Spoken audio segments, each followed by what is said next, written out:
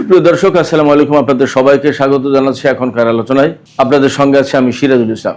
দর্শক, গতকাল সিরিয়ায় তুর্কি অবস্থানে ইসরায়েলের বিমান হামলার পর যে ফলো আপ ঘটেছে সেটা নিয়েই আমি প্রথমে আপনাদেরকে জানাই, তারপরে অন্য আলোচনায় যাব।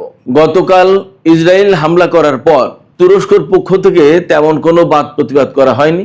তবে তুরস্ক ইসরায়েলের বিরুদ্ধে কোনো সামরিক পদক্ষেপ নেয় কিনা সেই ব্যাপারে ইসরায়েলের ভেতরে যথেষ্ট সন্দেহ ছিল এবং তারা সেই সন্দেহের অংশ হিসেবে সারা রাত সিরিয়ার আকাশে বিমান দিয়ে টহল দিয়েছে, তুরস্ক কোনো রকমের সামরিক পদক্ষেপ নেয় কিনা সেটা দেখার জন্য। এবং এই টহল দেওয়ার কাজে F-35 বিমান ব্যবহার করেছে। এদিকে ইরান এবং হরমুজ প্রণালী কেন্দ্রিক যে সমস্ত খবর আছে তার ভিতরে সবচেয়ে গুরুত্বপূর্ণ খবর হচ্ছে ওমানের পক্ষ থেকে ঘোষণা করা হয়েছে তারা ইরানের বিরুদ্ধে হামলা চালানোর জন্য আমেরিকাকে কোনো মতেই তাদের কোনো ঘাঁটি বা কোনো বন্দর ব্যবহার করতে দেবে না। অর্থাৎ ওমানের দরজায় আমেরিকার জন্য বন্ধ। এপাশে আমেরিকা হরমুজ প্রণালীতে নিরাপদে জাহাজ পরিচালনার জন্য সংযুক্ত আরব আমিরাতের সাথে আলাপ করছে। এদিকে গত রাতে সংযুক্ত আরব আমিরাতের বিরুদ্ধে দুটি ক্ষেপণাস্ত্র দিয়ে ইরান হামলা চালিয়েছে বলে যে খবর বের হয়েছিল, ইরান তার সরাসরি নাকচ করেছে। তারা বলেছে এই ধরনের কোনো হামলার সাথে আমরা জড়িত নই। ইরানের পক্ষ থেকে বরং দাবি করা হয়েছে এটা ইসরায়েল ফলস ফ্ল্যাগ অপারেশন চালাতে পারে, অর্থাৎ ভুয়া হামলা চালিয়ে ইরানের উপর দায় চাপানোর চেষ্টা করছে, এমন হতে পারে। এদিকে ইরান মধ্যপ্রাচ্যের বিশেষ করে পারস্য উপসাগরীয় যে সমস্ত আরব দেশ রয়েছে তাদের প্রত্যেককে হুঁশিয়ার করে দিয়ে বলেছে কোনো দেশ যদি ইরানের বিরুদ্ধে হামলার ব্যাপারে আমেরিকাকে সহায়তা করে তাহলে তার বিরুদ্ধে কঠোর ব্যবস্থা নেওয়া হবে। সুপ্রিয় দর্শক, এই বিষয়গুলো নিয়ে আজকের ভিডিওতে মূলত আলোচনা করব। আশা করি আলোচনার শেষ পর্যন্ত আপনারা সঙ্গে থাকবেন। আলোচনা নিশ্চয়ই আপনাদের ভালো লাগবে। আলোচনা যদি ভালো লাগে তাহলে লাইক, কমেন্ট, শেয়ার করবেন এবং চ্যানেলটি সাবস্ক্রাইব করে সাথেই থাকবেন। দর্শক, চলুন আমরা বিস্তারিত আলোচনা করি। প্রথম আলোচনা যেটা করতে চাই সেটা হচ্ছে গতকাল সিরিয়ায় আল জুহুর সামরিক বিমান ঘাঁটিতে ইসরায়েল বিমান হামলা চালিয়েছে। সেই সামরিক বিমান ঘাঁটিতে মূলত তুরস্কের অবস্থানের উপর হামলা চালিয়েছে, কারণ ওই বিমান ঘাঁটিটি পুনর্নির্মাণ করছিল তুরস্ক। ঘাঁটি সিরিয়ার, তবে তুরস্ক এই কাজটা করে দিচ্ছিল। এবং আমি আপনাদেরকে অবস্থানটা জানালে আপনারা বুঝতে পারবেন যে কত সেন্সিটিভ একটা জায়গায় ইসরায়েল হামলা চালিয়েছে। এই যে বিমান ঘাঁটি যেটা আল জুহুর এয়ারবেজ, এই এয়ারবেজ এটি তুরস্ক সীমান্ত থেকে মাত্র 70 কিলোমিটার ভিতরে, সিরিয়ার ভিতরে মাত্র 70 কিলোমিটার, তার মানে কত 40-45 মাইল দূরে। এই বিমানবন্দরে ইসরায়েল হামলা চালিয়েছে। হামলা চালিয়েছে কেন? এই বিমানবন্দর যদি পুনর্নির্মাণ করা হয় সেটা তো সামরিক বিমান ঘাঁটি, তাহলে ইসরায়েলের জন্য নিরাপত্তার হুমকি হবে। এই পুনর্নির্মাণের কাজটা করছে তুরস্ক। এটা ইসরায়েল জানে না তা কিন্তু না। তার মানে কি, এখানে দুটো ব্যাপার। তুরস্ক এই কাজ করছে, এটা ইসরায়েল জেনে শুনে এই হামলা চালিয়েছে। তার মানে সরাসরি তুরস্কের অবস্থানে হামলা চালানো, এক। আর দুই হচ্ছে এই ঘাঁটি সিরিয়ার অভ্যন্তরীণ ব্যাপার। সিরিয়ার বিমান ঘাঁটি এটা তুরস্ক নির্মাণ করবে নাকি ইরান নির্মাণ করবে নাকি আর একটা দেশ করবে, সেটা তো ইসরায়েলের দেখার কোনো ব্যাপার না। ইসরায়েলের এখানে কোনো খবরদারি বাস্তবায়ী হস্তক্ষেপ করার কোনো কিছু নেই। অথচ ইসরায়েল তাই করেছে। ইসরায়েল বলছে কি যে এই বিমান ঘাঁটি বা এই ধরনের বিমান ঘাঁটি নির্মাণ হলে তার নিরাপত্তার জন্য হুমকি হবে। তার নিরাপত্তার জন্য যদি হুমকি হয়, হতেই পারে, কিন্তু ইসরায়েলের যে সমস্ত বিমান ঘাঁটি আছে সেগুলো কি মধ্যপ্রাচ্যের দেশগুলোর জন্য হুমকি না? সেগুলো কি সবার জন্য প্রেমের বার্তা, ভালোবাসার বার্তা বহন করে? সিরিয়া এই মুহূর্তে ইতিহাসের সবচেয়ে সম্ভবত দুর্বল অবস্থায় আছে। সেই দেশে একটা বিমান ঘাঁটি ঠিকঠাক করা হচ্ছে, সেটা সিরিয়ার বিরুদ্ধে হুমকি হয় কি করে? সিরিয়ার যে জুলানি সরকার, এই জুলানি সরকার তো ইসরায়েলেরও আশীর্বাদ পুষ্ট সরকার। আমেরিকার সাথে তাদের মধুর সম্পর্ক চলছে, তুরস্কের সাথে তার ভালো সম্পর্ক, এবং তুরস্ক, ইসরায়েল, আমেরিকা সবাই তো একই লাইনের। সিরিয়ার এই জুলানি সরকার ইসরায়েলের সাথে যেখানে নিরাপত্তা চুক্তি করতে যাচ্ছে সেখানে তার বিমান ঘাঁটি কি করে ইসরায়েলের জন্য নিরাপত্তার হুমকি হয়? আশ্চর্য কথা, মূলত এই হামলা চালিয়ে ইসরায়েল তুরস্ককে একটা বার্তা দিয়েছে যে সে পাকিস্তান এবং সৌদি আরবের সাথে যতই জোট করুক কোনো লাভ হবে না, ইসরায়েল কাউকে গণ্য করে না, তোয়াক্কা করে না। এটা হলো মূল মেসেজ। এখন এই জায়গায় তুরস্ক এবং অন্যরা কে কি করবে সেটা দেখার ব্যাপার। তবে আমি আপনাদেরকে বলি, বিভিন্ন মাধ্যম থেকে খবর পাওয়া যাচ্ছে তুরস্ক বলছে যে ইসরায়েল তাদের অবস্থানে হামলা চালায়নি, এটা তারা অস্বীকার করছে। তার মানে হচ্ছে আপাতত ধরে নেওয়া যায় যে এই হামলার কথা গোপন করার মধ্য দিয়ে নিজেদের মান সম্মান বাঁচাতে চাইছে, এটা হতে পারে একটা ব্যাপার। আর একটা হতে পারে যে সত্যি সত্যি যদি তুরস্ক ইসরায়েলের এই অন্যায় কাজের বিরুদ্ধে ব্যবস্থা নিতে চায়, তাহলে হয়তো আপাতত তারা কনফ্রন্টেশনে যাচ্ছে না, সময়ের অপেক্ষা করছে, হয়তো তারা একটু গুছিয়ে নিতে চায়, গুছিয়ে নিয়ে তারা হয়তো ইসরায়েলের বিরুদ্ধে ব্যবস্থা নেবে। তবে সেই সম্ভাবনা আমার কাছে মনে হচ্ছে এখনো কম। দেখা যাক আসলে তারা কি করে। তবে তুরস্কের সরকার বা জনগণ এটা নিশ্চয়ই জানে বা বোঝে যে ইসরায়েল অত্র অঞ্চলের অর্থাৎ মধ্যপ্রাচ্য অঞ্চলের কোনো দেশকেই তার বন্ধু মনে করে না এবং কোনো দেশকেই শান্তিতে নিরাপদে নিশ্চিন্তে থাকতে দেবে না। কারণ ইসরায়েল মনে করে যে তার অস্তিত্ব ছোট, তার জায়গা ছোট, বড় জায়গা বড় সামরিক শক্তি না গড়ে তুলতে পারলে ইসরায়েল নিরাপদ অনুভব করছে না, যার কারণে সে বিভিন্ন দেশ দখলের টার্গেট পরিকল্পনা এবং উদ্যোগ থাকবে, বাস্তবায়ন করবে, এটাই স্বাভাবিক। যার কারণে ওই অঞ্চলে কোনো মুসলিম দেশকে শক্তিশালী হয়ে উঠতে দেবে না ইসরায়েল, এটা আরেকটা বাস্তবতা। দর্শক, ইসরায়েল এবং তুরস্কের এই ঘটনাকে কেন্দ্র করে যখন মধ্যপ্রাচ্যে নতুন উত্তেজনার প্রেক্ষাপট তৈরি হয়েছে, তখন কিন্তু আমরা আর একটা বিষয় দেখতে পাচ্ছি। ওমানকে আমেরিকার প্রেসিডেন্ট ডোনাল্ড ট্রাম্প বলেছিল গত পরশুদিন যে যদি হরমুজ প্রণালীতে জাহাজ চলাচলের ব্যাপারে ওমান কোনো বাধা সৃষ্টি করে, তাহলে ওমানকে একেবারে বোমা মেরে মাটির সাথে মিশিয়ে দেওয়া হবে। তারপর গত রাতে খবর এসছে যে মার্কিন পররাষ্ট্রমন্ত্রী মার্কো রুবিও এবং সংযুক্ত আরব আমিরাতের পররাষ্ট্রমন্ত্রী টেলিফোনে আলাপ করেছে হরমুজ প্রণালী দিয়ে জাহাজ নিরাপদে চলাচল করার জন্য, স্বাধীনভাবে জাহাজ চলাচল করবে এইটা নিশ্চিত করার জন্য। তার মানে ইরানের বিরুদ্ধে একটা অবস্থান। তো ইরানের বিরুদ্ধে আমেরিকার অবস্থান তো আছেই, ইরানের বিরুদ্ধে সংযুক্ত আরব আমিরাতের অবস্থানও আছে, এটাও ঠিক। তবে ভেতরে কিন্তু আরেকটু খবর ছিল, সেটি হচ্ছে কয়েকদিন আগে আমিই বলেছিলাম এবং আন্তর্জাতিক মিডিয়াতে এসেছিল যে সংযুক্ত আরব আমিরাত বিপুল পরিমাণ অর্থের বিনিময়ে ইরানের সাথে সম্পর্ক ভালো করতে চাইছে এবং ইরান যাতে সংযুক্ত আরব আমিরাতে হামলা না চালায় তার একটা ব্যবস্থা তারা করতে চাইছে এবং এই ব্যাপারে ইরান হয়তো ইতিবাচক সিগন্যাল দিয়েও ছিল। সেই জায়গায় গতকাল সংযুক্ত আরব আমিরাত দাবি করেছে যে ইরানের পক্ষ থেকে দুটি ব্যালিস্টিক মিসাইল দিয়ে হামলা চালানো হয়েছে সংযুক্ত আরব আমিরাতে। একটা পড়েছে আরব আমিরাতের পানিসীমায় আর একটা ভিতরে পড়েছে, ক্ষয়ক্ষতি কিছুই জানা যায়নি। এই ঘটনায় ইরানকে দায়ী করে সংযুক্ত আরব আমিরাত ইরানের সাথে সমস্ত ধরনের ব্যবসায়িক সম্পর্ক বা লেনদেন সমস্ত সবকিছু বন্ধ করে দিয়েছে।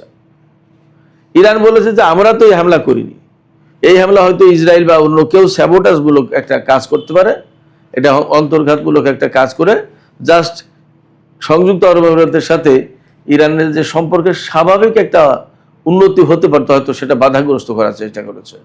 এখন এটা যদি সংযুক্ত আরব আমিরাত বোঝে তাহলে ভালো কথা, যদি না বোঝে তারা যে যদি এর ধারাবাহিকতায় বা এইটাকে পুঁজি করে ইরানের সাথে আবার নতুন করে শত্রুতায় যায় আর হরমুজ প্রণালী দিয়ে নিরাপদে আমেরিকার সাথে জোটবদ্ধ হয়ে জাহাজ পরিচালনার চেষ্টা করে, তাহলে বিষয়টা আবার হিতে বিপরীত হবে এবং আবার বড় ধরনের সংঘাত সংঘর্ষের পরিস্থিতি তৈরি হবে, এটা মোটামুটিভাবে বলা যায়। সেই জায়গা থেকে ইরান বলছে যে তারা এই কাজটা করেনি, বরং এটা কেউ ভুয়া হামলা করে ইরানের ঘাড়ে দোষ চাপানোর চেষ্টা করছে। এই বিষয়টা সংযুক্ত আরব আমিরাতে দেখা উচিত। পরিস্থিতি যখন এরকম এবং ইরান কিন্তু কয়েকদিন ধরে হুমকি দিয়ে আসছে, একদম হুঁশিয়ারি উচ্চারণ করছে, আমেরিকা যদি তারা কূটনৈতিক উদ্যোগে ফিরে না আসে আর যদি তারা যুদ্ধের অবসান না ঘটায়, যদি নৌ ব্লকেট তুলে না নেয়, যদি ইরানের বৈদেশিক সম্পদ ছেড়ে না দেয়, ইরানের উপর থেকে নিষেধাজ্ঞাগুলো তুলে না নেয়, তাহলে ইরান খুব দ্রুতই অফেন্সিভ ডক্ট্রিন অনুসরণ করবে। অফেন্সিভ ডক্ট্রিন মানে হচ্ছে ইরান সরাসরি আমেরিকার সাথে নতুন করে যুদ্ধের পর্যায়ে চলে যাবে, এবং আগে যুদ্ধ এবং যেখানে আগেই আমেরিকা হামলা চালাতো সেখানে এখন ইরান আগে আমেরিকার উপর হামলা চালাবে, এই রকমের হুঁশিয়ারি উচ্চারণ করেছে ইরান। যখন এই রকম একটা প্রেক্ষাপট চলছে, তখন সংযুক্ত আরব আমিরাতের সাথে আমেরিকার জাহাজ চলাচলের নিরাপত্তা নিয়ে আলাপ আলোচনা, এইটা নতুন করে একটা কনফ্রন্টেশন, একটা সংঘাতের সিগন্যাল দিচ্ছে। তার মানে ইরানের আপত্তি উপেক্ষা করে বা ইরানের দেখানো পথে না গিয়ে ওমান উপকূল দিয়ে যদি আমেরিকা জাহাজ পরিচালনার চেষ্টা করে, তাহলে ইরান সেখানে হামলা চালাবে, আর হামলা চালালেই আমেরিকাও ইরানের বিরুদ্ধে যুদ্ধ শুরু করবে। তাহলে দাঁড়াচ্ছে কি, নতুন করে একটা বড় রকমের যুদ্ধ শুরু হতে যাচ্ছে। এইরকম একটা প্রেক্ষাপটে ওমান বলেছে যে তাদের কোনো ঘাঁটি বন্দর দিয়ে আমেরিকাকে ইরানের বিরুদ্ধে হামলা চালাতে সহযোগিতা করা হবে না, একদম পরিষ্কার ঘোষণা। ওমান বলেছে তাদের দরজা আমেরিকার জন্য বন্ধ করে দিতে বাধ্য হয়েছে, কারণ সামান্য এদিক ওদিক হলেই মার্কিন প্রেসিডেন্ট ডোনাল্ড ট্রাম্প ওমানের উপর বোমা মেরে এই দেশটিকে একদম মাটির সাথে মিশিয়ে দেওয়ার হুমকি দেন। এটা তো অপমান। এই অপমান একটা আরব দেশ সহ্য করবে, এটা মনে হয় এখন আর সেই রকম প্রেক্ষাপট নেই।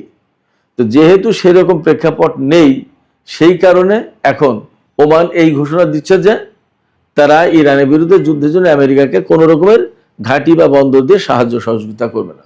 এপাশে ইরান কিন্তু পারস্য উপসাগরীয় আরব দেশগুলোকে একদম সুস্পষ্টভাবে জানিয়ে দিয়েছে। ইরানের সামরিক বাহিনীর chief of staff major general Ali Abdollahi তিনি বলেছেন যে কোনো দেশ, পারস্য উপসাগরীয় যে সমস্ত আরব দেশ আছে তার কোনো একটা দেশ যদি ইরানের বিরুদ্ধে যুদ্ধে আমেরিকাকে হেল্প করে, তাহলে সেই দেশের বিরুদ্ধে কঠোর ব্যবস্থা নেওয়া হবে। আলী আবদুল্লাহি সুস্পষ্ট করে বলেছেন যে আরব দেশগুলো সবসময় বলে যে আমরা ইরানের বিরুদ্ধে হামলার জন্য আমেরিকাকে কোনো রকমের সহায়তা করছি না, কোনো রকমের সহায়তা করবো না, অথচ ভেতরে ভেতরে তারা ঠিকই তাদের ঘাঁটি মাটি, তাদের বন্দর সমস্ত সবকিছু ব্যবহার করতে দেয়। এগুলো আমাদের নজরে আছে। শুধু তাই না, আরব দেশগুলোতে যে বিপুল পরিমাণে রিফুয়েলিং ট্যাঙ্কার বিমান মোতায়েন করা আছে, এগুলো কিসের জন্য? এগুলো কি যাত্রী বহনের জন্য? এগুলো তো যুদ্ধ পরিচালনার জন্য, এবং যুদ্ধ বিমানে যাতে জ্বালানি সরবরাহ করা যায় সেজন্য। এবং এই সমস্ত বিমান এই সমস্ত ঘাঁটি থেকেই তো উড়বে। এই সমস্ত বিমান যদি আরব দেশগুলো এই সমস্ত ঘাঁটি থেকে ওড়ে, তাহলে তো আমেরিকাকে সাহায্যই করলো এই সমস্ত আরব দেশ, অথচ তারা মুখে বলছে তারা ইরানের বিরুদ্ধে কোনো সাহায্য করবে না আমেরিকাকে। এই যে দ্বিচারিতা, এই দ্বিচারিতা আমাদের নজর আছে, আমরা দেখছি, আমরা খেয়াল করছি। সময় মতো ঠিকই এর বিরুদ্ধে ব্যবস্থা নেওয়া হবে। আলী আবদুল্লাহি এই হুঁশিয়ারি দিয়েছেন। তার মানে আমার কাছে মনে হচ্ছে যে নতুন করে একটা সংঘাতের প্রেক্ষাপট তৈরি হয়ে গেল। বিশেষ করে এখন হরমুজ পল্লীকে কেন্দ্র করে ইরান যদি তার অবস্থান থেকে না সরে, আর আমেরিকা যদি ব্লকেট এখান থেকে তুলে না নেয়, এবং নতুন করে যদি ওমান উপকূল দিয়ে জাহাজ পরিচালনার চেষ্টা করে, তাহলে ইরানের সাথে আমেরিকার সংঘাত অনিবার্য। এবং সেই সংঘাতে সংযুক্ত আরব আমিরাত আমেরিকার পক্ষে অবস্থান নেবে এমনটা ধারণা করা যাচ্ছে। যদি তাই হয়, তাহলে সেখানে ইসরায়েল জড়িত থাকবে, এটাও ঠিক। ব্যাপারটা যদি এই পর্যায়ে যায়, তাহলে এবার ইরান হয়তো একদম অল আউট যুদ্ধ শুরু করবে, সর্বাত্মক যুদ্ধ শুরু করবে। এই সর্বাত্মক যুদ্ধ শুরু হওয়া মানেই হচ্ছে মধ্যপ্রাচ্যে আগের চেয়ে বড় রকমের বিপর্যয় নেমে আসবে। এই বিপর্যয়ে আমেরিকার কে সহযোগী দেশ হবে আর কে হবে না, সেটা তাদেরই সিদ্ধান্ত নিতে হবে। ইরান মূলত সেই বার্তাই দিয়েছে, যদি আমেরিকার সহযোগী হয়। হ্যালো ব্রেন, এই মুহূর্তে আমি মূলত একটা ইন্টারন্যাশনাল এয়ারপোর্টে বসে আছি, একটা ট্রানজিশনে আছি, সেখান থেকে ভিডিও তৈরি করছি। সো আমার ভয়েস একটু লো হবে, আমি একটু স্লোলি কথা বলবো। অ্যান্ড আমার সারাউন্ডিংসে অনেক বিদেশি নাগরিক রয়েছে, তারা যেন কোনোভাবে বিরক্ত না হয় সেদিকটা খেয়াল রেখে তারপর আমি আমার ট্রানজিশনের ভিডিওটা তৈরি করে যাচ্ছি। ইরান ইউএস ইসরায়েল ওয়ার নিয়ে বেশ অনেকগুলো আপডেটের মধ্যে চলে গেছে, আমি অনেকগুলোই দিতে পারিনি, বাট এই মুহূর্তে যেগুলো আছে সেগুলো আমি আপনাদেরকে জানিয়ে দিচ্ছি। মূলত গত 24 ঘন্টায় সবচেয়ে উত্তপ্ত সময় পার করেছে ইউএই এবং ইরান। ইউএইতে সব মিলে 2টা ব্যালিস্টিক মিসাইল হিট করেছে। ইউএই বলেছে সেগুলো ইরানের ব্যালিস্টিক মিসাইল, বাট ইরান সরাসরি ডিনাই করেছে। তারা বলেছে যে তারা কোনো ব্যালিস্টিক মিসাইল ইউএইর উদ্দেশ্যে লঞ্চ করেনি। তো এবং ইরান অফিসিয়ালি ঘোষণা দিয়েছে এইসব ব্যালিস্টিক মিসাইল নাটক মূলত ইসরায়েল করে যাচ্ছে, যার উদ্দেশ্য হচ্ছে ইরানকে ফাঁসিয়ে দেওয়া এবং রিজনাল ওয়ারকে আরও ওয়াইডার কনফ্লিক্টে ধরে রাখা, যার ফলশ্রুতিতে পুরো রিজন মূলত অর্থনৈতিকভাবে দুর্বল হবে এবং ইসরায়েলের প্রতি ঝুঁকে যাবে ইউএই। এটা হচ্ছে ইরানের ভাষ্যমতে ইসরায়েলের ব্যালিস্টিক মিসাইল নাটক, যেটা ইসরায়েল করে যাচ্ছে ইউএইকে মূলত তুরুপের তাস হিসেবে ব্যবহার করে যাচ্ছে।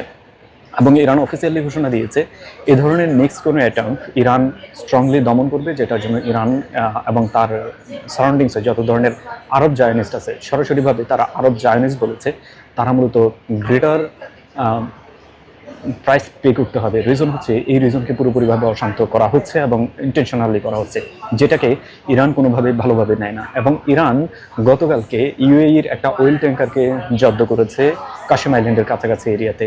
এর পেছনের রিজন হচ্ছে কাশেম আইল্যান্ডের কাছাকাছি এরিয়াতে এটা ইরানের যে নির্ধারিত রুট ছিল সেই রুট পারমিট ব্যবহার করেনি এবং ইরানের ওয়ার্নিংকে অমান্য করেছিল, যার ফলশ্রুতিতে ইরান সেটাকে জব্দ করেছে এবং সরাসরিভাবে সেটাকে নিজেদের কোস্টাল নিয়ন্ত্রণে নিয়েছে। এতে ইউএই মূলত ক্ষুব্ধ হয়েছে ইরানের উপর দুইটা সেপারেট ইনসিডেন্ট, একটা হচ্ছে ব্যালিস্টিক মিসাইল নাটক এবং দ্বিতীয়টা হচ্ছে ইরানের ইউএইর অয়েল ট্যাঙ্কার জব্দ করাকে কেন্দ্র করে। ইন দিস টাইম এইসব ইস্যুকে কেন্দ্র করে মূলত ইউএই সরাসরিভাবে ইরানের সাথে সব ধরনের ইকোনমিক্যাল রিলেশন এবং বিজনেস রিলেশন কমপ্লিটলি শাটডাউন করে দিয়েছে এবং ইরানের সাথে তাদের আজকের দিন থেকে কোনো ধরনের বিজনেস কন্টিনিউয়াসলি হচ্ছে না এবং পুরোপুরিভাবে স্টেট ওন অপশন থেকে এটাকে ইরেজ করে দেওয়া হয়েছে। দ্যাট মিনস হচ্ছে ইরান এবং ইউএই মূলত হচ্ছে সব ধরনের ইকোনমিক্যাল রিলেশনের বাইরে চলে গেছে, দুই দেশের মধ্যে এখন আর কোনো ইকোনমিক্যাল রিলেশন নেই।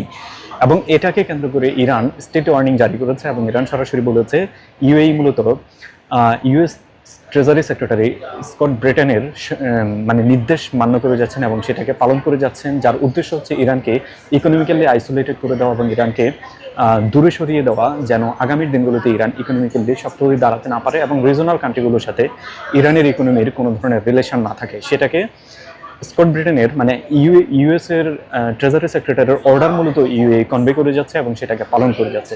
So things is completely different. একটা হচ্ছে ওয়ার আর একটা হচ্ছে ইকোনমিক্যাল অ্যাগ্রেশন, দুইটা একসাথে কাজ করে যাচ্ছে এগেনস্ট ইরান এবং ইরান এটাকে কোনোভাবে ভালোভাবে নেয়নি।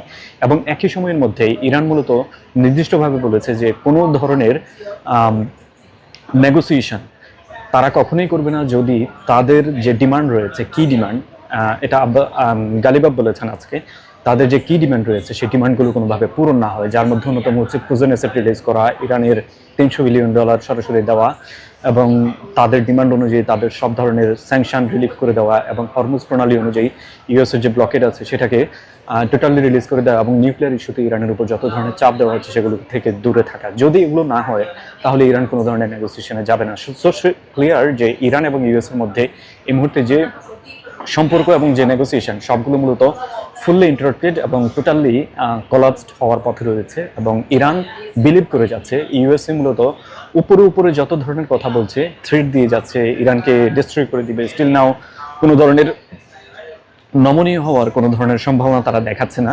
ঠিক ভেতরে ভেতরে ইরানকে মূলত তারা রিকোয়েস্ট করে যাচ্ছে কোনো একটা নেগোসিয়েশন করার জন্য। সো ইরানের দৃষ্টিতে ইরান এটাকে দেখে যাচ্ছে টোটালি ডাবল স্ট্যান্ডার্ড হিপোক্রেট হিসেবে, যার মিনিংস হচ্ছে আপনি ভেতরে ভেতরে সিক্রেট ওয়েতে ইরানকে রিকোয়েস্ট করেন একটা নেগোসিয়েশন করার জন্য, একটা memorandum of understanding deal sign করার জন্য, আর উপরে এসে আপনি সরাসরিভাবে ইরানকে থ্রেট দিয়ে যাচ্ছেন, যেটা ইরানের দৃষ্টিতে ডাবল স্ট্যান্ডার্ড। রেজা নাকভি আজকে বলেছেন যে ইউএস বর্তমান যে প্রেসিডেন্ট রয়েছেন তিনি একজন চাইল্ডিস্ট, ইম্যাচিউরড এবং তার কোনো কথার লংজিবিলিটি নেই, সে তার কথায় এক থাকতে পারে না। সো তার সাথে কোনো ধরনের রিলেশন, নেগোসিয়েশন, ইভেন কোনো ধরনের ডিল, এটা মূলত হচ্ছে রিস্কি এবং তাকে আগে ম্যাচুরিটির পরিচয় দিতে হবে। দ্যাট মিনস হচ্ছে ইরান ক্লিয়ারলি বলে দিচ্ছে যে ইউএস এই মুহূর্তে যে ডিক্টেটরশিপের মাধ্যমে রয়েছে, ডোনাল্ড ট্রাম্প যেভাবে কথা বলে যাচ্ছে তাতে আগামীর দিনগুলোতে কোনো ধরনের পিস অ্যাকচুয়ালি এস্টাবলিশ করা সম্ভব নয়। এই থ্রুতে তারা মূলত কোনোভাবে কোনো ধরনের নেগোসিয়েশনের দিকে যাচ্ছে না। অ্যান্ড এটাকে কেন্দ্র করে মূলত গতকালকে থেকে বেশ অনেক ধরনের উচ্চবাচ্য বিনিময় হচ্ছে দুই দেশের মধ্যে। দুই দেশ মূলত সরাসরিভাবে তাদের বিভিন্ন ধরনের ওয়ার্ড উচ্চারণ করে যাচ্ছে একজন আরেকজনকে আক্রমণ করে। অ্যান্ড একই সময়ে মূলত গতকালকে সবচেয়ে বড় অ্যাগ্রেসিভ ঘটনাটা ঘটেছে মূলত ইসরায়েলের ইস্যুতে। ইসরায়েল গতকালকে সরাসরিভাবে সিরিয়াতে একটা বম্বিং অ্যাটাক করেছে, টোটাল 8টা বম্ব ড্রপ করেছে সিরিয়ার এয়ারবেজে, আবু আল দহুর এয়ারবেজ, যেটা মূলত ইদলিবের আবু আল দহুর এয়ারবেজে 8টা বম্ব নিক্ষেপ করেছে, যার মধ্যে 4টা পড়েছে হচ্ছে রানওয়েতে এবং কার্গো গ্যারেজ এরিয়াতে, এগুলো হিট করেছে। সো ইসরায়েল কেন সিরিয়াতে অ্যাটাক করেছে, এটার পেছনের স্টোরিটা অনেক বড়। এর পেছনের মূল কারণটা বলা হচ্ছে যে ইসরায়েলের দৃষ্টিতে তারা মনে করে যাচ্ছে এই এয়ারবেসে যত ধরনের অ্যাসেট রয়েছে এবং এটা যেভাবে মানে তার্কি কন্ট্রোল করে যাচ্ছে, আগামী দিনগুলোতে এটা তার্কির একটা মিলিটারি অ্যাসেটে পরিণত হতে যাচ্ছে, যেটাকে তারা স্টপ করতে চায়। তাদের সারাউন্ডিংসে ইরান তার্কিশ উপস্থিতি তারা মূলত বন্ধ করার জন্য এটা করে যাচ্ছে। বাট বিহাইন্ড রিজনে এটার মূলত বিশাল একটা কজ রয়েছে। সেই বিশাল কজটা আমি স্টেপ বাই স্টেপ আপনাকে ইলাবরেট করে দেখাই। আপনি যখন ইরান ওয়ার চলছে তখন একটা জিনিস ক্লিয়ারলি শুনেছেন যে Turkey next is Iran, Turkey অমুক, তার্কি তমুক, মানে হচ্ছে ইসরায়েল তার্কিকে তার ওপেনলি শত্রু বানিয়ে যাচ্ছে।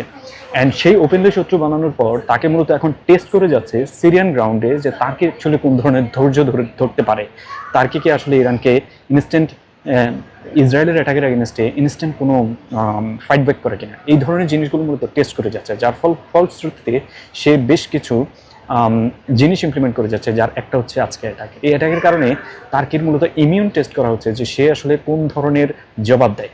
যদি তার্কি কোনো ধরনের জবাব দেয় তা তো গুড, অ্যান্ড এটার রেজাল্ট হবে এন্টায়ার ন্যাটো কেন্দ্রিক। আই মিন ইসরায়েলকে অ্যাটাক করে ইসরায়েল মূলত সিরিয়ার তার্কির বেজে অ্যাটাক করে মূলত ন্যাটোকে এই ওয়ারে আনার চেষ্টা করে যাচ্ছে। অ্যাট দ্য সেম টাইম তার্কির সাথে সরাসরি ওয়ার করলে কী ধরনের জবাব তারা পেতে পারে সেটাও টেস্ট করে যাচ্ছে। এবং একই সময়ে এরদোগান কোন ধরনের পেশেন্স রয়েছে, ধৈর্য রয়েছে, এবং আগামী দিনগুলোতে এরদোগানের স্ট্র্যাটেজি কী হতে পারে, এরদোগান আসলে কি স্বল্প ধৈর্যের অধিকারী কিনা অথবা অল্প অ্যাটাকে সে কি নুয়ে পড়ে কিনা, সেগুলো টেস্ট করার জন্য সে মূলত সিরিয়ান বেজে অ্যাটাক করেছে, যেটা তার্কিশ বিলংসড। সো আলটিমেটলি হচ্ছে এটা মূলত এখন একটা আন্ডারহুড ওয়ার গেম চলছে, যেটাকে মূলত এক্সিকিউট করার বিগ প্ল্যান মূলত এক্সিকিউট করার চেষ্টা করা হচ্ছে। যদি তারা এখানে সফল হয় তাহলে ওয়াইডার রিজন ওয়ারটা ইরান থেকে শিফট হবে তার্কির এগেনস্টে, এবং এখানে তাকে এগেনস্টে জাস্ট নট ওয়ার, এটা কিন্তু কয়েকটা জিনিসকে একসাথে কাজ করাবে। ইসরায়েল চাচ্ছে ন্যাটোকে ওয়ারে নিয়ে আসতে, একই সময়ে ন্যাটো এগেনস্ট হচ্ছে ইসলামিক ন্যাটোকে সরাসরি লাগিয়ে দিতে। এন্ড দ্য মেইন প্লেয়ার মূলত হচ্ছে তার্কিকে মূলত তার্কি একে তো ন্যাটো প্লেয়ার, আবার হচ্ছে ইসলামিক ন্যাটো প্লেয়ার, দুইটাকে সরাসরি লাগিয়ে মূলত এখানে একটা রিজনাল সিরিয়াস কনফ্লিক্ট তৈরি করার চেষ্টা করে যাচ্ছে। অ্যান্ড এই ফিল্ডে মূলত হচ্ছে সিরিয়ান বর্তমান যে প্রেসিডেন্ট আল শেরা, আইএসআইএস হেড, আইএসআইএস এর একজন মানে কি বলবো টেরর, সে মূলত হচ্ছে একটা হাতের পুতুলে পরিণত হয়েছে। এরদোগানের হাতের পুতুল, নেতানিয়াহুর হাতের পুতুল এবং ডোনাল্ড ট্রাম্পের হাতের পুতুল। তার হাতে অ্যাকচুয়ালি কোনো পাওয়ার নেই, এবং তার স্টেটকে কেন্দ্র করে তার স্টেটকে কাজে লাগিয়ে মূলত সব ধরনের ফায়ার পাওয়ার এক্সিকিউট করা হচ্ছে, এবং যেটার আলটিমেট বেনিফিট মূলত হচ্ছে নিচে তার্কি, নিচে ইসরায়েল, নিচে ইউএসএ। সিরিয়ার মানুষের কোনো বেনিফিট এখানে নেই, এবং আপনি কোনোভাবেই খুঁজে পাবেন না। ইভেন তাকে ইনফ্লুয়েন্স করা হচ্ছে হামাসের বিরুদ্ধে লড়াই করার জন্য এবং হেজবুল্লাহর বিরুদ্ধে লড়াই করার জন্য। সো আপনি ক্লিয়ারলি বুঝতে পারছেন যে সিরিয়া এখন মূলত এন্টায়ার রিজনের সবচেয়ে বড় ওয়ার গেমের একটা কনফ্লিক্ট জোনের সবচেয়ে বড় অংশে পরিণত হয়েছে, যেটাকে ultimately both party, I mean Turkey, Israel এবং ইউএসএ টোটালি ব্যবহার করে যাচ্ছে। এটা হচ্ছে মূলত গতকালকে টার্কিশ বেস সিরিয়াতে অ্যাটাক করার অন্যতম প্রধান কারণ।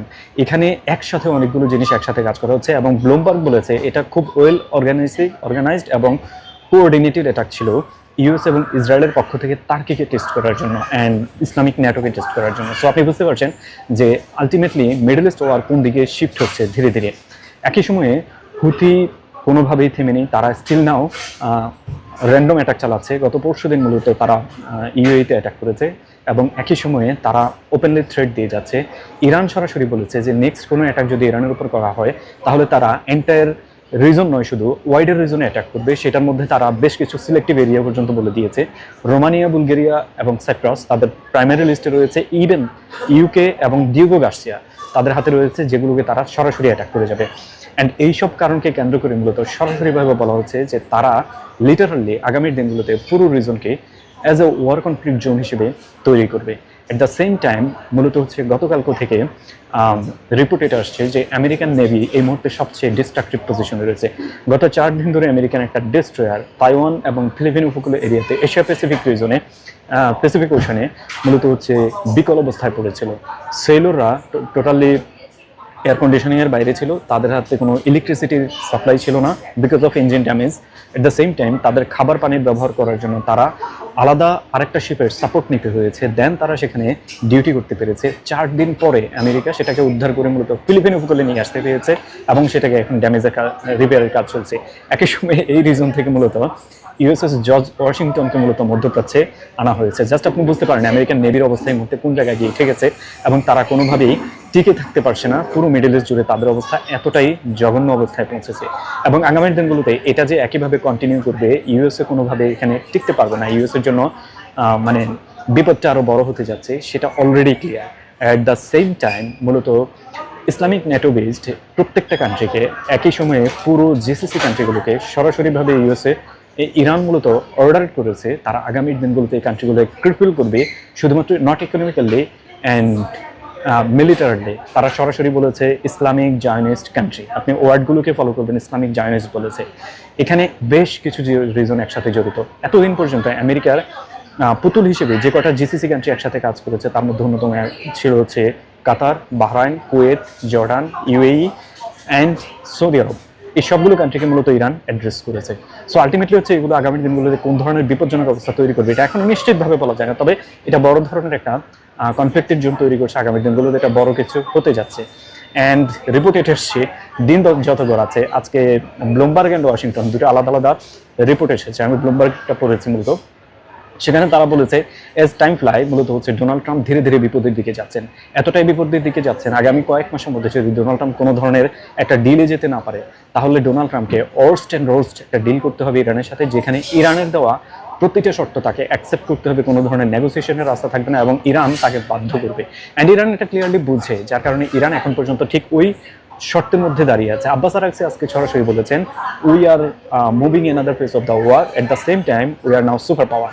সো সরাসরিভাবে তারা বলে যাচ্ছে যে তারা ওয়ারের নতুন একটা ফেসে ঢুকতে যাচ্ছে এবং আগামী দিনগুলোতে এই ওয়ারটা নতুন রূপ ধারণ করবে এবং তারা অলরেডি একটা সুপার পাওয়ারের সাথে সুপার পাওয়ারকে মাটিতে নামিয়ে এনে তারা নিজেরা সুপার পাওয়ারের পথে আসছে। So things is getting so worse and conflicted যে এটার কোনো আসলে সিরিয়াস সলিউশনের রাস্তা আপনি মধ্যে খুঁজে পাবেন না। দ্যাটস ইট এখন পর্যন্ত মিডল ইস্টে। আমি সামনের দিনগুলোতে আরও দিব, হয়তো আজকের দিনের পরে আমি কিছুটা ফ্রি হতে পারবো, দেন হয়তো আরো বেশি আপডেট আসবে। সরি পুরো মাস জুড়ে এমন সব মানে গ্যাপ গিয়ে